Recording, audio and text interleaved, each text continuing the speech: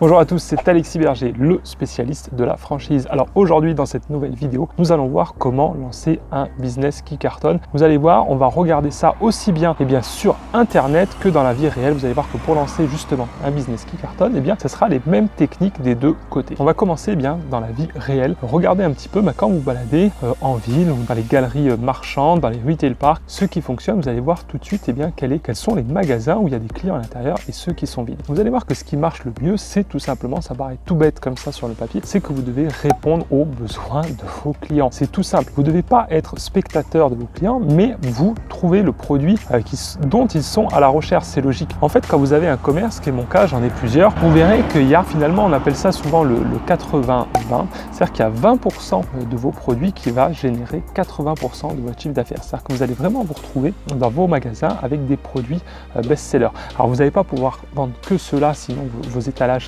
seraient vides, mais il faut savoir que souvent ce sont que quelques produits qui vont vous amener la majorité de votre chiffre d'affaires, et ces produits, vous ne pouvez pas en faire l'impasse. Donc dans votre phase préalable, justement pour lancer un business qui cartonne, vous allez absolument devoir identifier ce dont les gens sont actuellement à la recherche. Et n'oubliez pas, attention, ça peut évoluer. Quand je tourne cette vidéo, nous sommes en 2018, mais les attentes des clients ne sont pas forcément les mêmes en 2020, en 2022, en 2024, en 2026. C'est pour ça que vous devez toujours rester, j'ai envie de dire, à l'affût et regarder l'évolution du marché. C'est extrêmement important de regarder ce que font vos concurrents ou vos futurs concurrents. Quand vous voulez vous lancer, il y a plein de petites techniques. Déjà, moi, ce que je fais, c'est que je réalise des comptages physiques. C'est-à-dire que, par exemple, vous mettez devant un magasin qui fonctionne bien et vous regardez combien il y a de gens qui passent devant, que ce soit à pied ou en voiture. Vous faites des comptages comme ça de 5 minutes à différentes heures de la journée et ça vous permet de connaître ce qu'on appelle le flux sur une journée globale. Et après, vous pouvez vous dire que pour cet ensemble de flux, les clients, c'est peut-être 1%, 0,5% des gens qui passent devant. Et voilà, et ça va vous permettre déjà de savoir un petit peu si l'emplacement, là en l'occurrence, est bon. Et ce qu'il faudra surtout après, parce que l'emplacement c'est une chose, c'est trouver le bon produit. Et ça, vous allez voir, et justement, dans une rue, comme je le disais, dans une rue, vous avez différents types de commerces. Il y en a qui marchent très bien, d'autres qui ne marchent pas. Et ça va être à vous d'analyser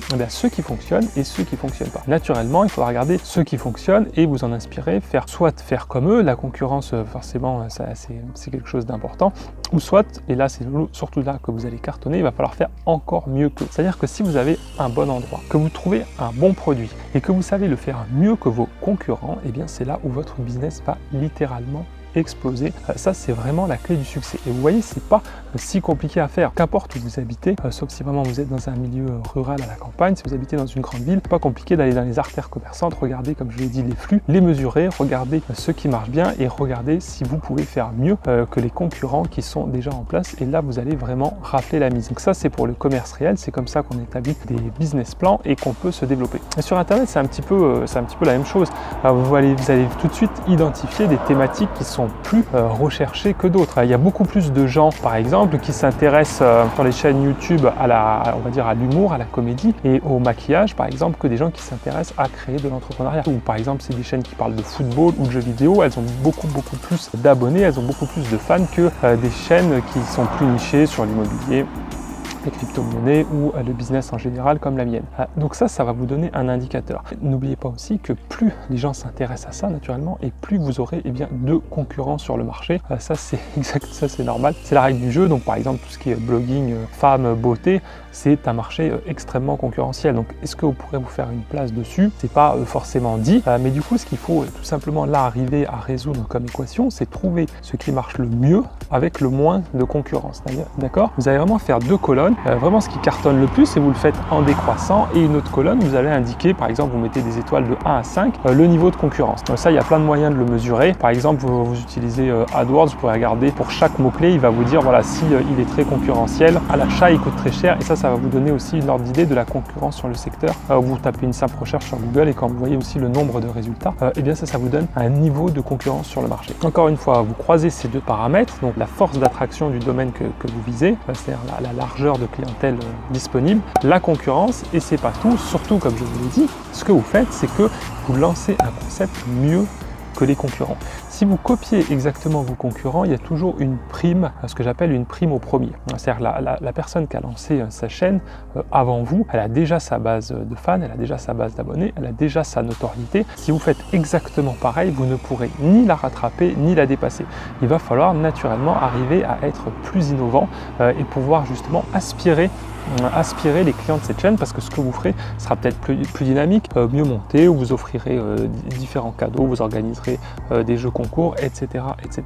Donc plus c'est concurrentiel en fait, et plus le démarrage va être compliqué, et plus il va falloir investir pour pouvoir vous démarquer. Quand vous êtes sur des marchés peu concurrentiels, finalement vous êtes le seul, même si vous ne le faites pas excessivement bien, comme vous êtes le seul à répondre à la demande, les gens de toute façon seront obligés de venir vers vous. Plus ça va être concurrentiel, et plus il va falloir arriver à vous démarquer et apporter une valeur importante pour arriver à récupérer du monde, mais bien sûr le gâteau plus important, et vous pourrez aussi gagner plus. C'est vraiment deux stratégies très différentes. Alors souvent les gens disent qu'il vaut mieux aller sur des marchés extrêmement concurrentiels et des très gros marchés, parce que justement même si vous ne captez que 0,1% du marché, eh bien ça vous fera déjà une belle somme, alors que sur des marchés ultra nichés, on peut appeler ça des marchés presque inexistants, même si vous avez 100% du marché, s'il est vraiment trop petit, ça sera même moins rentable d'avoir 100% du marché que 0,1% d'un marché beaucoup plus gros.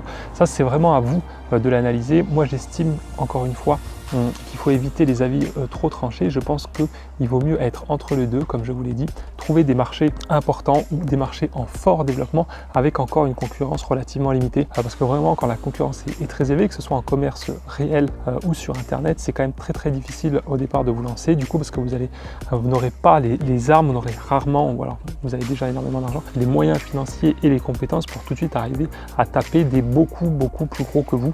Ça sera ça le problème. Alors que sur un marché en croissance, moins concurrentiel, vous allez pouvoir finalement grandir avec votre marché. C'est-à-dire que vous allez commencer par vous installer, et si vous faites 20 à 30% d'augmentation chaque année, vous allez pouvoir grandir comme ça, et votre société va augmenter. Vous allez avoir de plus en plus d'employés, pouvoir gérer mieux. Vous allez apprendre aussi tout au long de la progression de la vie de votre entreprise, et je pense que c'est quand même ce qui est le plus intéressant, parce que sinon vous risquez, si c'est trop concurrentiel, vous allez vous décourager parce que vous n'arriverez pas à sortir du lot, et si c'est trop niché, effectivement que le marché est inexistant, vous allez aussi vous décourager parce que vous aurez l'ensemble du marché, mais cela ne vous rapportera rien du tout. Voilà, je vous ai expliqué comment lancer un business qui cartonne. On récapitule en vitesse, que ce soit sur le web ou dans la vie réelle. D'abord, il faut répondre aux attentes de vos clients. Vous devez absolument trouver un produit ou un service que les gens veulent acheter. Et ensuite, il va falloir le faire mieux que vos concurrents, parce qu'il y aura toujours déjà des concurrents implantés sur le marché. Faites mieux qu'eux, démarquez-vous. Et voilà, faites-vous connaître sur Internet. Ça passera surtout, on va dire, aujourd'hui par la publicité, que ce soit Facebook, AdWords, YouTube. Et dans le commerce réel, ça passera surtout par votre emplacement. Si vous avez un très bon emplacement avec une très belle visibilité, comme je l'ai dit, avec des comptages au départ, voilà, ce flux piéton va voir votre enseigne, va vouloir rentrer dedans et acheter vos produits qui sont innovants. Voilà, j'espère que vous avez aimé cette vidéo. Merci de mettre un gros pouce bleu, de la partager, de vous abonner naturellement à ma chaîne YouTube pour connaître tous mes conseils dans le domaine de l'entrepreneuriat. Et en ce moment, comme toujours, je vous montre mon parcours en vidéo. C'est une vidéo qui dure un petit peu plus d'une heure. Le lien va apparaître ici. Vous pourrez cliquer dessus pour vous inscrire. C'est totalement gratuit, et vous verrez justement mes magasins et les enseignes avec lesquelles je travaille. Je vous dis à très bientôt. Ciao, ciao.